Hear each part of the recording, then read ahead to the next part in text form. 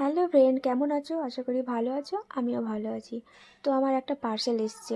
তো আমি ছিলাম না, আমি রেডি হয়ে আছি, দেখতেই পাচ্ছো। আমি বাবার বাড়ি থেকে এলাম এক্ষুনি। তো আমার পার্সেলটা পাশের বাড়ি কাকিমাকে বলেছিলাম যে পার্সেলটা নিয়ে রাখো, আমি বাড়ি গিয়ে তোমার কাছ থেকে নেব। তো ও নিয়ে রেখেছিল।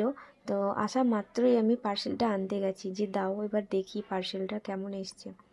তো পার্সেলটা এবার আমি কাটিং করছি। তো চলো, খুব মনে আনন্দ হচ্ছে যে জিনিসটা কেমন এসছে। তো এর আগেও আমি কিছু অর্ডার করেছিলাম। তো সেই প্রোডাক্টগুলো আমার ভালোই এসছে। তো এটা দেখি কেমন এসছে। তারপর খুলে দেখছি। তো ও বাবা, এটা কি হলো আমার সঙ্গে!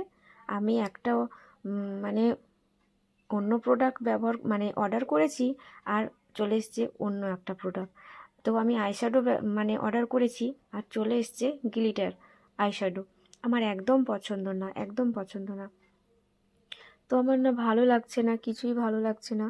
কি করব? তো খুলে ভালো করে দেখছি যে প্রোডাক্টটা এরকম ফালতু এসছে একটা। কেন এরকম হলো? তো অর্ডার করি, কত ভেবে চিন্তে অর্ডার করি যে ভালো আসবে কি আসবে না। কিন্তু দেখো, একটুও ভালো না। হাতে নেড়ে দেখছি, তাও ভালো না, হাতে উঠছেই না এরকম একটা প্রোডাক্ট। ফালতু একটা জিনিস এসছে। তো তোমাদের এরকম কার কার হয় আমাকে একটু কমেন্টে জানাবে, ঠিক আছে? অনলাইনে অর্ডার করতে একটা খুব ভালোই লাগে যে না, একটা জিনিস অর্ডার করলাম খুব সুন্দর, টাকা পয়সা দিয়ে এরকম একটা অর্ডার করি, আর একটা ফালতু জিনিস চলে এসছে।